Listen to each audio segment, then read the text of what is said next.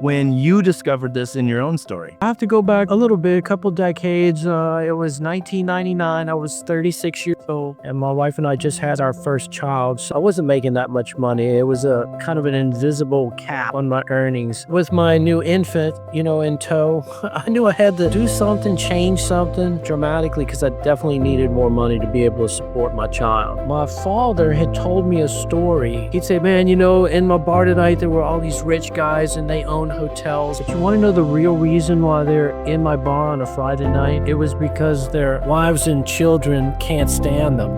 They don't want to be home. They're, the people that they would go home to loathe them. Subconsciously, I'm thinking if I do, I'm going to alienate my wife and kids. That's going to just lead to me not pulling the trigger. He's the author of What's on Your Back Burner. And he's developed and helped everyone from burned out dads to high-performing teens. And he helps them uncover the real reason why they keep self-sabotaging. So sit back, kick back, and let's get started. For this is the School of Influence. You say you want the breakthrough, you want the book, you want the business, you want your dreams to come true. But deep down, you know that something's off. You keep pulling back, you keep on stalling out, you keep getting stuck. And the hardest thing is you don't even know why. Well, I'm telling you that guest, he does. He's the author of What's on Your Back Burner. And he's developed and helped everyone from burned out dads to high-performing teens. And he helps them uncover the real reason why they keep self-sabotaging. One of the things that's stopping you is not the laziness. It's actually a belief that success might actually cost you something, and you can't afford to lose it. And until you actually face that, it continues to win. Hey, I'm your host, Devin Schubert, also known as the Man in Orange, and help me welcome my friend Albert as he gets ready to flip the page on what's been holding you back. All right, welcome, Albert. Thanks for jumping on our School of Influence show. Thanks, Devin, for having me. I'm looking forward to it. Yeah. So, Albert, I know that you've said before that what actually keeps most people stuck in their minds or in their lives and their businesses isn't actually what they think. So, can you take us back to a time when you discovered this in your own story? Well, pardon the interruption, but let me ask you something. Have you ever felt like your story was meant to impact thousands or millions of lives, but you literally just didn't know where to start? Did you know that there's over 2.9 billion people watching social media every single day? That's literally the biggest stage in the entire world. And yet most people are completely invisible on it. Why? Because they don't know how to tell their story in a way that actually connects to other people. And that, my friends, is exactly why I created Stories to Stages. We help you craft your entire story, professionally edit your video, and then we publish it across all major platforms. Plus, I'm going to give you access to my entire storytelling bootcamp. This is over $25,000 worth of value, but right now you can get the entire thing for just $7. $7. Because this isn't just a course, this is a launching pad. We've helped people with no audience, no experience, finally share their story with confidence and to get real reach. Because your story told in the right way involves and moves people. So go to stories2stages.com and grab your $7 spot with the code of podcast1. Your story was not meant to stay silent. So let's get seen, let's get heard, let's get paid, and let's set people free. So go to stories2stages.com, grab your $7 spot, and use the code podcast1 and get yours today. Now, back to the show. Okay, so I have to go back a little bit, a couple decades. It was 1999. I was 36 years old, and I had happened to be in, self-employed my whole life since college, and my wife and I just had our first child. So, the truth of it is I was self-employed, but I never really, I wasn't making that much money. It was a kind of an invisible cap on my earnings. Just, I know these are old dollars, but roughly 2,500 a month or so. I was making maybe 30 grand a year. And for whatever reason, I just never pushed past it. But with my new infant, in tow, I knew I had to do something, change something dramatically because I definitely needed more money to be able to support my child. Yeah, that probably didn't even cover diapers or all of your expenses that you had. I was just barely getting by. I had the rent paid. I was married. Like I say, my wife wasn't complaining necessarily, but it's just barely making ends meet. And I could just see this is going to be expensive. One day she was going to be going to school and whatever. And I always had in the back of my mind doing something real estate related. I was interested in it. I had gotten my degree in real estate finance, but I just had never done anything about it. And so as I really attempted to stretch and go into this, new career, what I ended up discovering was that my father had told me a story many years before when I was 10, 11, 12 years old. He was a bartender in the French Quarter of New Orleans, and when he'd come home from work late, we'd get to stay up and wait for him to come home. But he'd say, "Man, in my bar tonight, there were all these rich guys and they own hotels and they built skyscrapers. But you want to know the real reason why they're in my bar on a Friday night? It was because their wives and children can't stand them. They don't want to be home. The people that they would go home to loathe them." And, I inadvertently, from just listening to that story, hearing it, had digested the idea that if you became wealthy and successful, that you would alienate your wife and kids.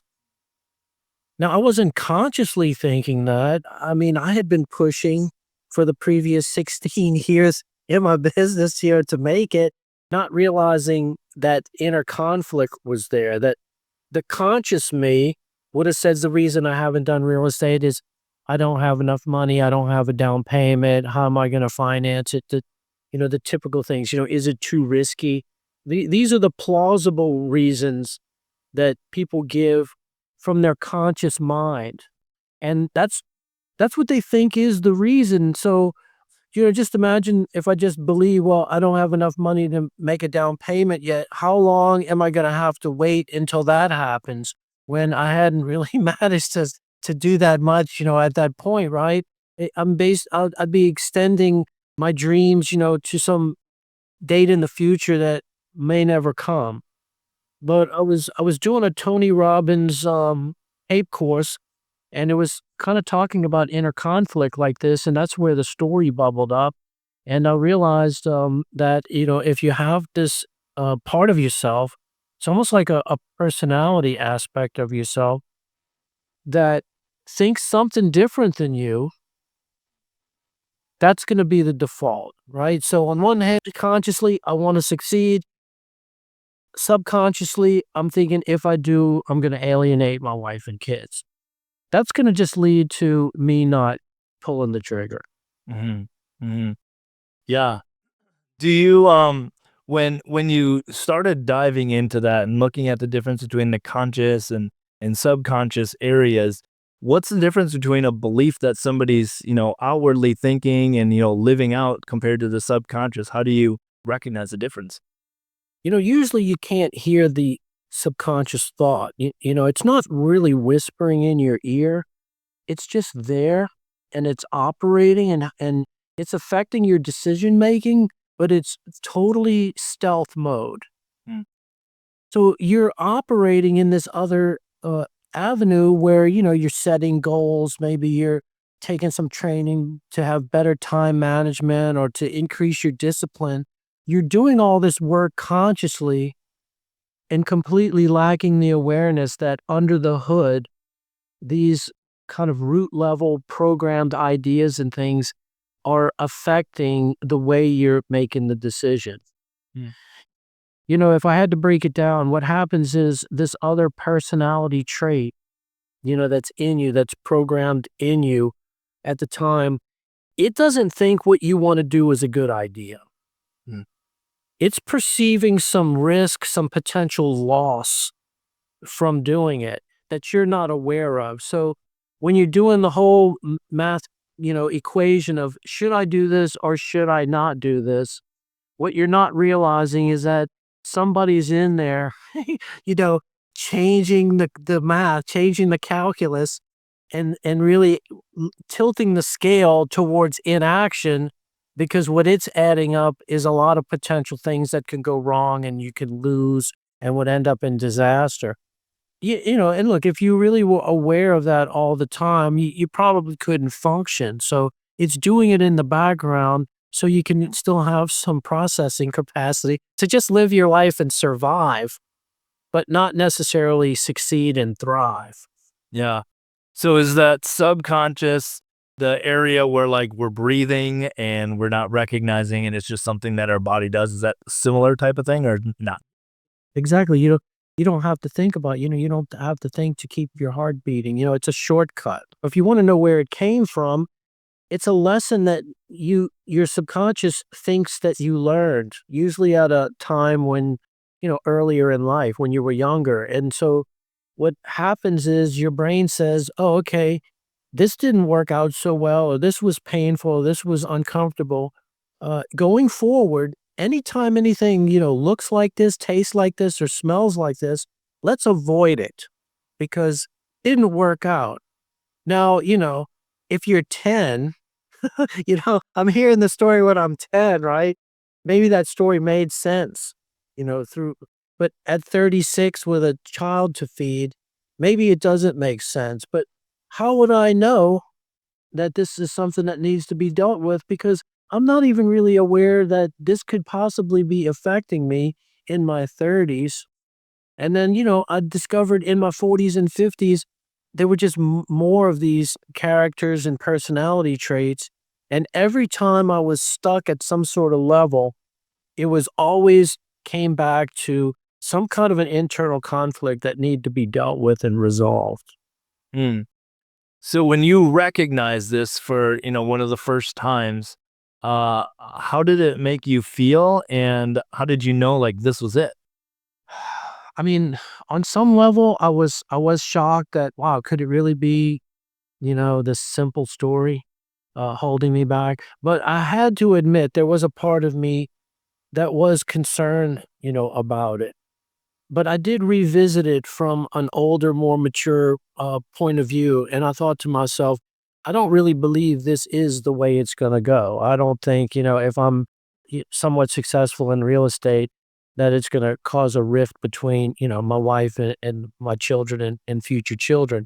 It was enough of a suspension, having just awareness of the block, right, was enough for me to just pull the trigger and go ahead in January in 2000. I went ahead and I bought 2 duplexes that were literally on my street, 2 blocks down, and went for it. Then I started finding out, it wasn't that difficult. It wasn't that challenging, for anybody that's keeping up with the details of the story. I ended up taking out a home equity line of credit, on my home that I had just purchased 2 years prior, and it had taken me 6 years to save up that down payment, and then in one stroke, I was borrowing every penny of it back out to take the chance, on getting these duplexes.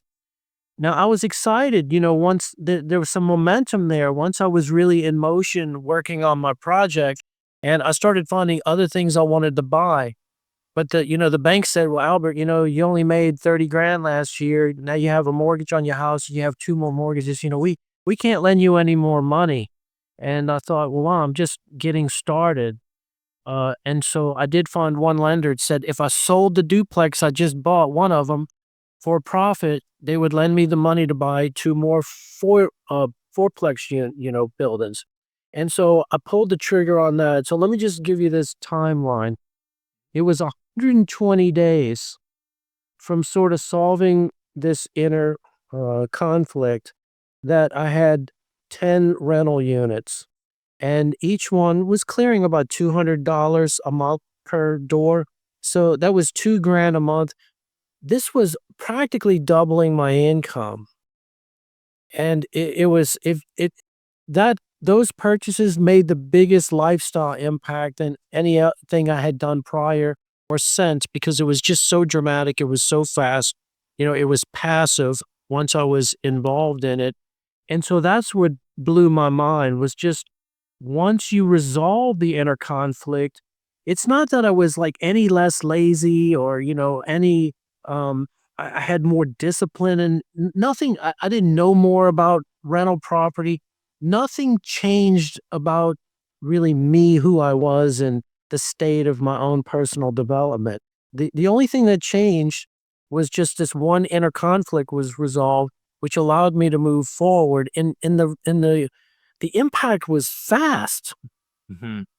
And so it was exciting, just how fast can it change when you do this?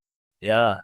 That's good. I had a coaching call today for my Influence Academy, and we talked about the power of believing and, your mindset, because we're working on some offers with people. And I said, do you feel like $1,500 is too much money to sell? And they said, yeah, it's going to be hard for me to sell it. And I said, you'll never sell that coaching program until you believe that you can do it. Is when you're going to start to do it. And so is that kind of the same type of philosophy? It is, and this is another side story. Prior to the getting into the real estate, I was an advertising salesperson, and very similar. It was a product we were launching, and it was this citywide magazine, from being like a more localized thing. And the smallest item was 1,500, and some of the big ones were 45. I had never sold anything for $4,500 before. And I was thinking, who could even, who's even gonna buy this? So sometimes, a coach told me once, "You're not your own customer." Just because you wouldn't buy it doesn't mean the client who needs it, won't buy it. But I ended up going to a hypnotist to get out that belief that, this was too much. And I walked out of there, and I guess it's another type of way to resolve it. And it just kind of changed my mindset, and I went and sold the ads. It was no problem, but I needed to get that mental block out of the way. You're right. You're not going to do it until it's solved. Yeah. Do you feel like during and the ways that you practice this and help people, do you remove the root issue and then replace it with truth, or what is that filling of that, capacity that's now open? Okay, so the process has changed over time. With the Tony Robbins thing that I did for myself that very first time, it was, I guess, just really looking at it and coming up with, is this really true? Kind of a basic, do I still think this is true? And then replacing it with a more positive belief. But what I've ended up developed over time was to realize, my three-step process in my book that I wrote is, first, to just become aware that you have this inner conflict. And the way that I expose people's awareness to it is, if you know what it is that you want to do, and I ask you, okay, why do you think you haven't done it? You're going to give me the typical reasons and excuses why you haven't done it. I don't have the resources. I don't have the time. I don't know enough yet to do it. It's not right. These are the kinds of things I will hear. But if I ask you now to envision that it's not a, issue whether or not you can do it, I want to put you in a mental place where it's happening right now. Once you're imagining yourself, you're really doing it. If you want to write a book, the book is written. If you wanted to start a company, the company is a going concern. If you wanted to quit your job and become an entrepreneur, you're making a living on your own. So now you put yourself in that mindset. And then I ask you, what do you not like about this new reality? Mm.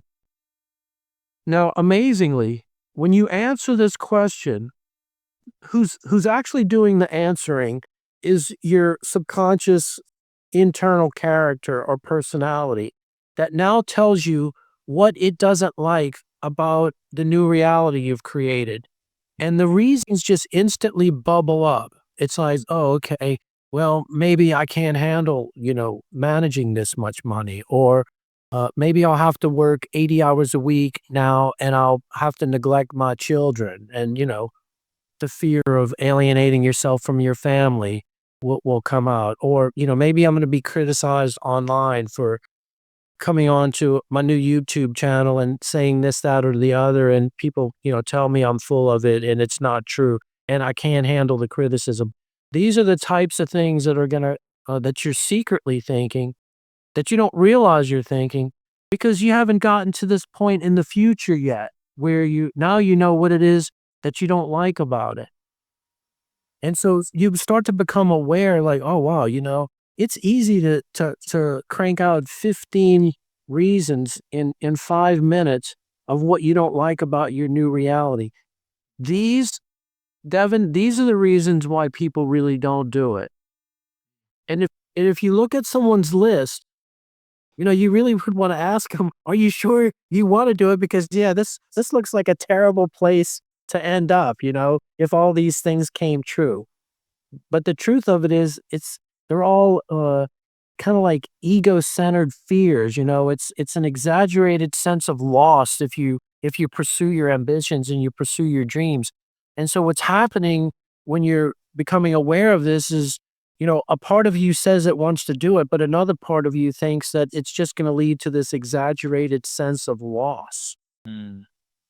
Now, doing this every day for a week or so is what I instruct people to do. It really lessens kind of like the teeth and the scariness of these, self-centered fears, but it doesn't make it go away completely.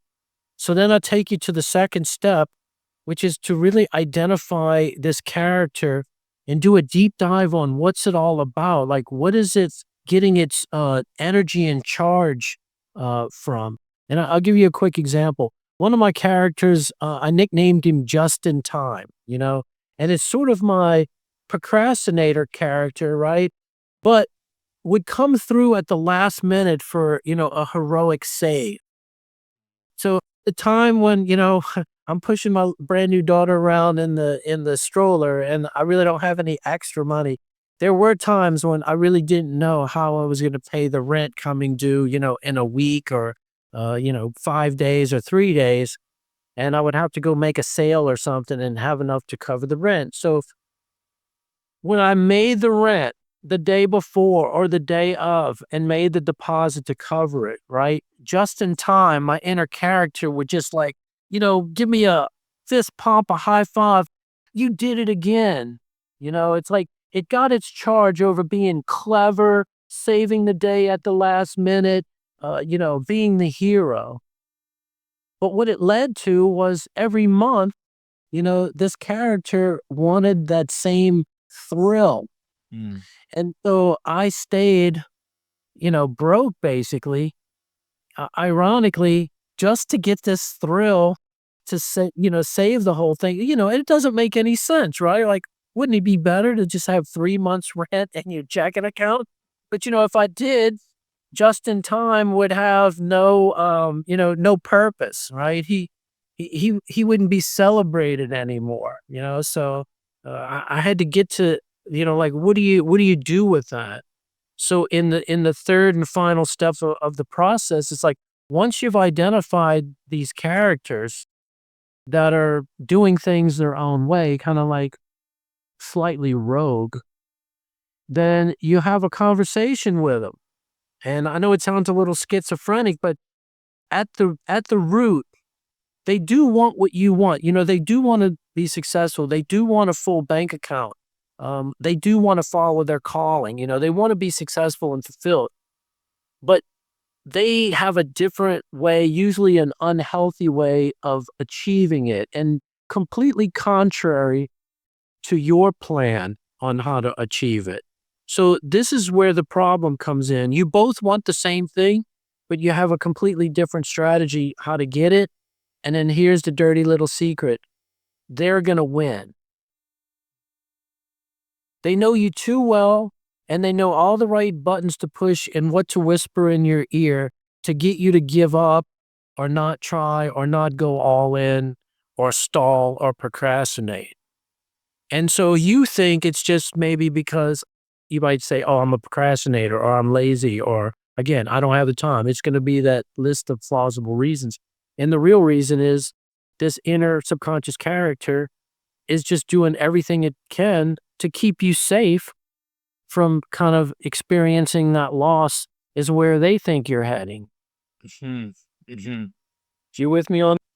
Now, if you can resolve that and you can come to an agreement like, hey, we both want the same things, but you know, are you willing to kind of do it my way? And I'm gonna sort of, hear you out and maybe do it with a little bit more caution than I've done in the past, possibly. Maybe that's all they want is you to be a little bit cautious or, to make sure you're not just say investing the money and not doing whatever it is you're buying, whether it's coaching or some kind of educational tool or a new website. It's to say, hey, don't waste the money and then not do it, right? And so if you're willing to do your part, I'll give you a little bit more freedom.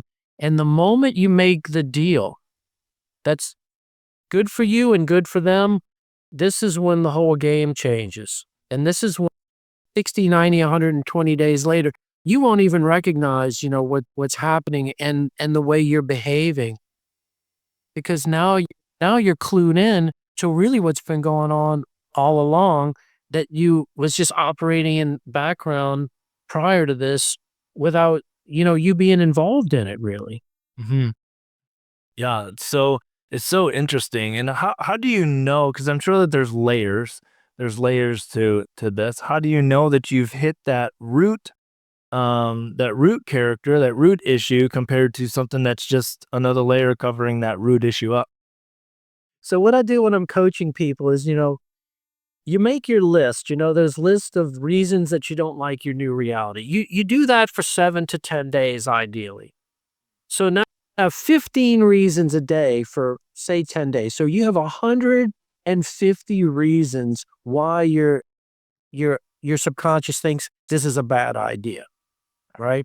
Now they are lessening, over that 10 days. By the time you get to the 10th day, you're like, okay, yeah, I'm writing this, but there's no way I'm going to let this, hold me back, right? But you still have 150 reasons written down on there. And we use those those lists because this is your subconscious talking to you to kind of identify the personality traits that are going on. So you'll start to notice that they sound alike. You'll have three or four on each page that's almost saying the same thing. Okay, so that's one of the main possible troublemakers, right? So I'll help you come up with three, maybe five troublemakers and usually this is the question I will ask a client. I'll say, of all of these, which one are you like least interested in working on? And whatever they tell me is probably the one that we would want to start with. It's like the one that doesn't want to be confronted. Yeah. Yeah, that's the one that's going to be the most resistance around. It's like, we'll cherry pick and do the easy one. Oh yeah, let's start with this easy one. No, no, no. Let's go back. I think this other one here that you don't want to do. And usually, they would groan and go, "Oh man, I was hoping you didn't say that." It's like the one that's giving you the most trouble does not want to be messed with because they're in charge. They have so much power. They don't want to relinquish their power.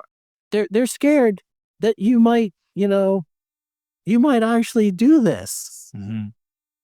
And so that kind of is a way. Now, you probably do fine, if you accidentally picked, the second or third. But if you can really narrow it down to the first one, it's like it's the biggest thing standing in your way. Yeah. Yeah. That's good. I love that. I love the simplicity of how you are able to put it for us to be able to understand. So if there's negative characters, are there positive characters, and do you build upon them, or they're just there to protect and they do well? Well, sometimes a positive character can be standing in your way as well. It can have really grandiose ambitions and things like that. I call it in that case like a golden shadow character where yeah, it's in there. It's got a lot of potential. Maybe it wants to be on stage in front of a lot of people, things you might not have ever considered. So there are positive guys in there that want to get involved and want to kind of help your story out as well. But that kind of gets in more of the fear of success fears. It's when you get into that, that's when you start seeing the things like well, I don't know if I'll be able to manage all this money. I'll give you one example. I was somebody had brought me into their retreat to run their group through this, right? And there was one lady, she was a consultant, and she did a lot of financial consulting for big Fortune 500 companies. And one of the things that popped up on her list was, I always felt that if I made more money than my husband, that he would leave me. Mm.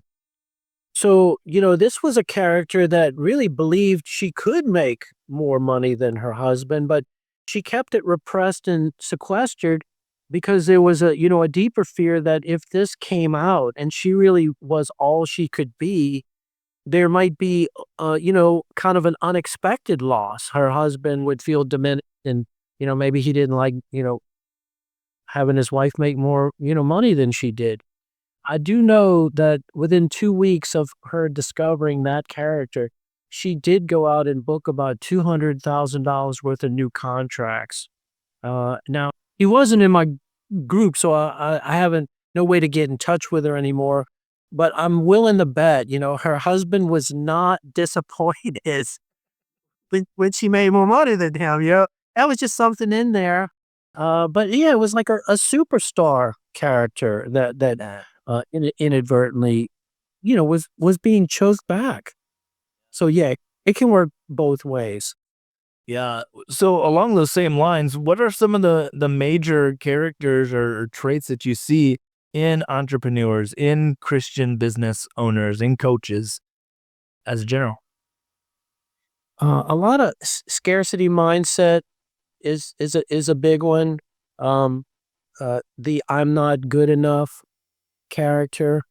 A lot of times, it's like an angry, anger that came from maybe childhood, something growing up, and somebody is mad deep down. Now they're channeling it through maybe aggressive action, but it's just something that occasionally gets them in trouble in real life. And they kind of maybe have a tendency to do well, and if things go bad, they just burn it all down. I had a client, he was in his 60s, and he said, "Yeah, every so often I just burn everything to the ground, but and start over again." And it really stemmed back from fifth grade for him. He was shocked that all the reasons went back to fifth grade. Had to do with his father and just whatever was going on, and he just developed this pattern where he could stay cool for long periods of time, but when anger would come out, he would say things to his wife or, to a employer, and man, it would just set him back, you know? He would either have to go make up or, um, sometimes it was just really putting him in a bad situation, where he was working and things like that. An inner critic is huge. I've had, one client in particular really confessed to me that his inner critic had been dogging him out since he was 8 years old. And, at the time I'm working with him, he's 50. And he just said whenever he wanted to do anything, this voice was saying, "That's stupid. You're going to screw this up. Why are you taking any chances here?" And so really the way it was manifesting is it just caused him to not really take any bold, decisive action in the direction he wanted to go because he had this inner voice that just thought, "Hey, you know what? You're going to screw this up like you always have." Mhm. But after we had an hour and a half conversations between him and his inner critic, and at the end they made a deal that he would be a little bit more cautious in the things he chose, but that at 50, that it was time to take a few risks and some chances. And within 90 days, he had applied for what he had called his dream job, and he ended up being the communications director for the lieutenant governor of the state. It was a six-figure job, a car, benefits. and then his failing entrepreneurial endeavor, which was a videography business, he still had clients, and so he was able to keep the jobs he had already agreed to do, and he used those jobs with no expenses now, and he was able to use the money coming in from that to really get himself out the hole that he had put himself in. And he was in that job for years and years and years. So it's miraculous. One of the metaphors that I really like to help people understand, because I'm sure everyone who's in any sort of position where they've tried to level up and they've tried to do, you've probably gone through times where you tried to turn over a new leaf, right? You made it. "Hey, I'm going to do it different this time," and a lot of times you make a stab at it, and then you quickly realize you're still the same person you were before, and now you got another attempt, and it always ends the same way, right? So you don't go anywhere. So think about this. If my will, my conscious will, my motivation is a train engine, and everything that I want to do is, the train cars behind me, and I'm trying to pull this train. But imagine at the back end of the train, you take another engine and you face it in the opposite direction, and you click it to the back end of the cars. And so this subconscious engine in the back is pulling not only just as hard as you, but if it wants to, it can crank up the power and pull the whole thing, including you, a little backwards. And so when you make a deal with this inner subconscious character, you're picking up that train car like that engine, that back engine, like a model train. You're flipping it around. You're pointing it in the same direction you're going, because that is really what it wants to. And so now, not only are you not fighting it, but it's pushing at the same time. And so that's why it's such a rapid transformation. You're still the same. You still have really as much power and discipline and time management skills and EQ, all the things that you need to. You are still that same engine that you were before. However, not only are you not working against yourself, but now you've just taken on like an extra power center that's within you, but pointed in the same direction, and it's just easier. Yeah. Easier to go forward. Yeah, it's a whole new level of understanding of the worst enemy is in between your ears. It's- It did, and look, so, that's one of the things that I really do have to take time and coach people on is, the enemy, right? Is even labeling it as an adversarial component of yourself. People tend to want to talk to that character in a way to I guess beat up on it a little bit for holding them back for so long. Once they've discovered oh man, for 20 years, you've been dogging me, right? You just discover it. You want to go bash it in the head because you think of all the missed opportunity that you've given up by not trying. But you know, you gotta be sweet. If you want to take this thing on as a partner, you really can't be mean to it. It's not a way. You've got to you know, charm it, be nice to it, find out what it's all about.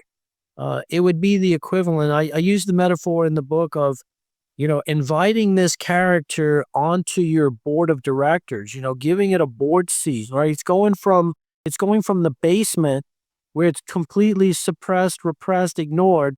You're bringing it all the way up to the ivory tower, the top floor, and say, "Hey, come sit at the board seat, and I want your input." Mhm. You don't want a relationship where it's tension and it's difficult and it's adversarial. You want a real team, a together, we're all in this together idea. And then you're moving forward, and it becomes, not only do you have its power, but then you have access to its wisdom. Mm. It's just why you That's why you have a board of directors, right? You're looking for the group wisdom of, other people with different experiences. And in that same weird way, you have a whole collection of characters within that are wise and powerful. And currently, you're probably not talking to them. Yeah, What a wasted resource. yeah. Yeah. So if somebody's catching themselves and, they've never done any of this, they've listened to you today, what would be like the first thing? Like what would be the first acknowledgement that they could be able to do to take this into to the next level? It's really that the awareness piece, without even doing the worksheet. I'd be happy if they wanted to go buy the book and just follow the directions, because it's all laid out in there step by step. You can even go to my website, backburnerbook.com, and you can just print as many of the worksheets as you want. I just give those away. And you could just do that first worksheet and, do your goal, put the reasons why you think you don't do it, flip it over, get yourself into the right mindset as I'm doing it now. What do I not like about this? And the answers are going to come right up. They bubble right up. And the longer you, easier it is to get. So now you're at least aware that there's a reason that you don't want to do it that you weren't aware of prior to doing the exercise. And then if they want to go from there, they can go on to steps 2 and 3. And again, I make them all as simple as I can. I know people don't like to do homework. I know they don't like to do exercises. I was always the same way. I don't know if you're guilty of this, Devin, but how many books have you read and you get to the end of the chapter and says, "Oh, write a list of 5 things or 10 things," or imagine this, and what do? You just skip to the next chapter, right? And you're thinking the gold nugget that's waiting for you in the next chapter, and you read that chapter, and at the end they have a few exercises, and what do? You skip those too. And up until the age of 36, I always skipped the homework and the exercises. But it was in that Tony Robbins course that when I was trying to get into real estate, that was the first time I had ever done the homework of any book, tape, or course I ever took. You know, I really realized this what a difference it does make doing your homework. Now, look, when I take people through this exercise in some kind of a group, online group or whatever, I know it's going to be the biggest hurdle is people want to skip the homework. But you can't. In this case, if you don't do the homework, you're not going to really know who these characters are. But once you start seeing on paper, it's sobering. You're just like, oh man, yeah, this is really the reason. And then you're gonna want a solution. You're gonna say, hey, if this can be solved rapidly, I want to. So one of my little pet things I love is, I call it ROE. It's return on effort. I want to put out the least amount of effort to get the most return. I always have. And so not only do I want to do it myself, but if I'm working with somebody, I'm just going to give you the minimum, viable process that can get you there. Now, if you can't do that, well, then you're not ready. But if it can't get any simpler than I'm making it. So this is the concise, rapid way to do it. You identify these voices, you kind of dig deep on the character, and then you have a conversation with this character to make a deal. That's it in a nutshell. And so it's an easy read. And if they need help doing it, they can always, I'll usually have a link, work with Albert or something, and you can just hop on a call with me and I'll help them unpack some of the stuff. But it's not difficult. You just have to do the homework part. Yeah. Yeah, I think it's important as well to recognize, and correct me if I'm wrong, I've done a lot of the inner healing and things similar to this, that sometimes I can do some of this stuff on my own. I can process through it, I can talk, I can walk through it, but there's times where there seems to be a much bigger block or I'm not recognizing. And for me, it's always helped to have that mediator type person, that person that can help me with lines or questions or think a different way. Would you say that that's true in some of the things that you've seen? Yeah, no, look, but up until writing the book, and it came out earlier this year, I always did it in person or online where I was guiding people. So I know what I'm trying to bring them to, and I've done it enough where I've heard it all pretty much before. So no matter what they throw at me, I've probably seen something similar and I can just help them skip over some of the chaff in the way, some of the distraction. Because believe me, your unconscious characters really do not want this to happen. Yeah. Yeah. Somebody may be thinking right now, oh, I really want to do this, and also feel a simultaneous, tinge of, yeah, no, right. I might. Just sounds like something else is going to waste my time, right? That's the character right now that doesn't want you to get the book or do the process because it doesn't want to give up control. Mhm. It's had this control forever. Yeah. So uh, I guess I would say I'm adept at being able to see the forest for the trees and objectively just help it happen more rapidly. That said, uh, part of the book was an experiment to know, like, could people do it on their own? And so I gave the manuscript to a half dozen people and said, now look, if you read this, you have to do all the homework, but then I'm going to meet with you and see if you did it. And the reports that came back, Devin, that's what really fired me up about, okay, I have to get this in print. I'll give you one story. One of the guys said, this was a go-getter, right? This guy was a physical therapist, had his own practice, developing an app to connect end users with freelance physical therapists. So he was spending all of his time and resources in getting that going to leverage his business up. So this guy was not a slacker. This guy was not, say, more of a procrastinator type. He was a go-getter. He reads the book, he does all the exercises on his own, and he comes back, and this is what he tells me. He said, you know what I realized by doing this? The thing that was motivating me was to prove to my ex-wife that she had made a mistake in leaving me. Okay? Now, this was something he was totally unaware of, was pushing him as hard as he was being pushed. So I asked him, I said, well, will she know when you're a big success? And he shakes his head. He goes, we don't live in the same state. I have no idea where she is. We don't have any crossover in our circles. In other words, this guy is pushing himself super hard to prove to someone who's no longer in his life, neglecting his current wife and family, right? With no idea this is the driving force behind his decisions. Now, he discovered that all on his own. But, after talking to him, I'm like, you know what? If only one other person, had the impact that you had, I can't hold this back from the public. And so that's when I knew, okay, you can do it on your own. And if you're a DIYer, hey, great, it's all right there.